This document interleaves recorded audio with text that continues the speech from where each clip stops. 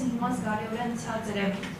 քան օրինակ այլ մասնագետներին, այլ ոլորտներում, չէ, որ պետությունը պետք է մի փոքր խրախուսի, որպեսզի քաղաքացիները ցանկանան իրենց մասնագիտությունները լինի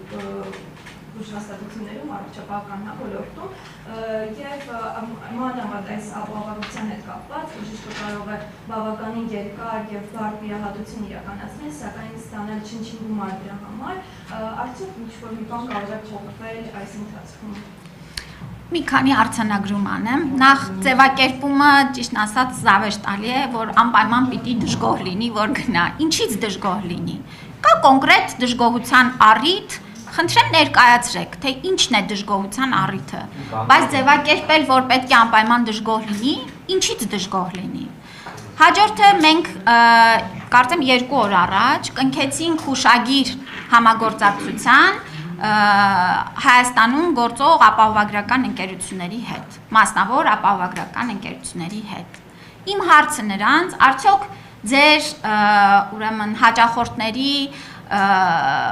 հոսքը պակասել է, այսինքն այն գործատուները, ովքեր ուզում են լրացուցիչ ապահովագրեն իրենց աշխատակիցներին, էլ ավելի մեծ ծառայությունների եւ հնարավորությունների փաթեթով, մեր գործընկերները փաստում են, որ ոչ։ Եվ հակառակը այս հուշագրի ստորագրումից եւ այս համագործակցության արդյունքում ես կարծում եմ այդ մշակույթը էլ ավելի պիտի ամրապնդվի, որ մեր սիրելի գործատուները աշխատողներին լրացուցիչ երաշխիք տան պլյուս փաթեթների տրամաբանությամբ։ Սա հաջորդը։ Մեր սիրելի քաղաքացիները, ովքեր առողջության համընդհանուր ապահովագրության շահառու են, կարող են գնալ եւ տարեկան զննումները անցնել։ Եվ մենք դա խրախուսում ենք եւ պիտի ասեմ, որ գալու է մի օր, որ դա դառնալու է պարտադիր։ Մենք շատ նաեւ քայլեր ենք անում, որպեսզի տարեկան զննումը անցնելու հարմարավետությունն ապահովենք եւ առաջիկայում նաեւ Արմեդում գործիքները կբացվեն, հիմա փորձարկման ընթացքում ենք, որ կլինի on-line տարեկան զննման հարցաշար, անձը կլրացնի այդ հարցերը, կհաշվարկվի նրա հիվանդացության ռիսկի ուղղությունները եւ արդեն շատ ավելի սպეციფիկ հետազոտությունների եւ հետագա քայլերի խորհրդատվություն կստանա։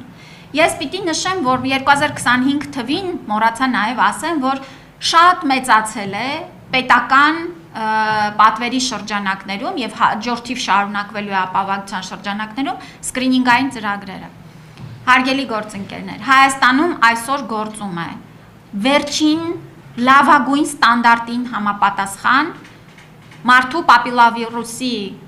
տեստավորման համակարգերը, որոնք տրամադրվում են մեր կանանց տարիքային խմբի շրջանակներում, եւ սա կարծում եմ շատ մեծ ձեռքբերում է։ Այն շատ ավելի պարզ է, շատ ավելի խնայող է, հեշտ է եւ վստահաբար ավելի մեծ արդյունքներ է տալու մեր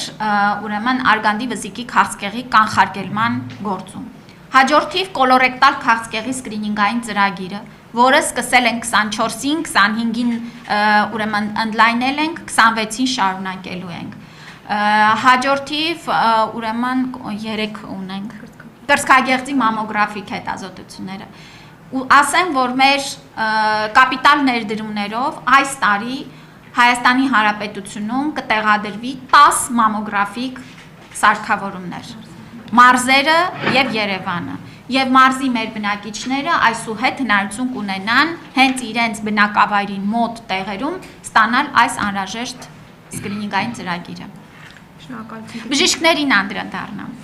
Նախ ես կխնդրեմ, եթե ունեք նման տվյալ, ես չունեմ։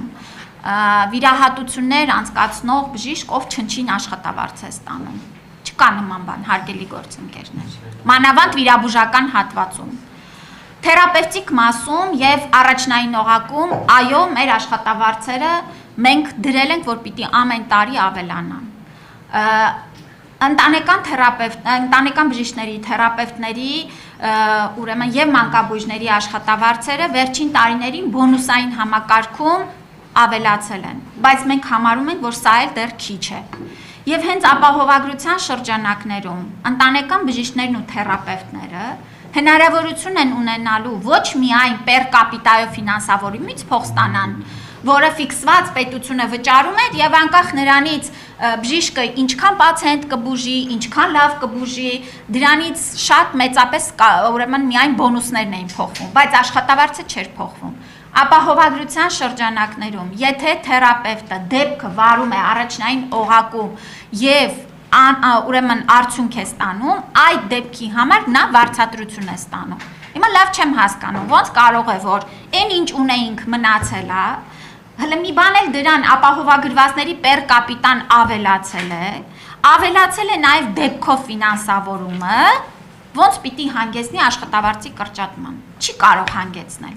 Այո, առաջին այս 2 ամիսը հարգելի գործընկերներ, բժշկական կենտրոնները ունեն ներքին վերաբաշխման եւ ծառայությունների համամասնությունների փոփոխություններ, որոնք պիտի հասկանանք ինչպես ենք վերադասավորում։ Այո, այս հարցը հիմա մենք աշխատանքային ձևաչափով թե մասնավոր, թե նաև ուրեմն պետական բժշկական կենտրոններում իրականացնում ենք։ Այո, շուկան փոխվել է եւ ամեն բժշկական կենտրոն որոշակի ներքին վերահաշվարկների աշխատանք պիտի իրականացնի։ Հաջորդիվ, ուրեմն ուզում եմ նշել, որ նեղ մասնագետների խորհրդատվությունների առումով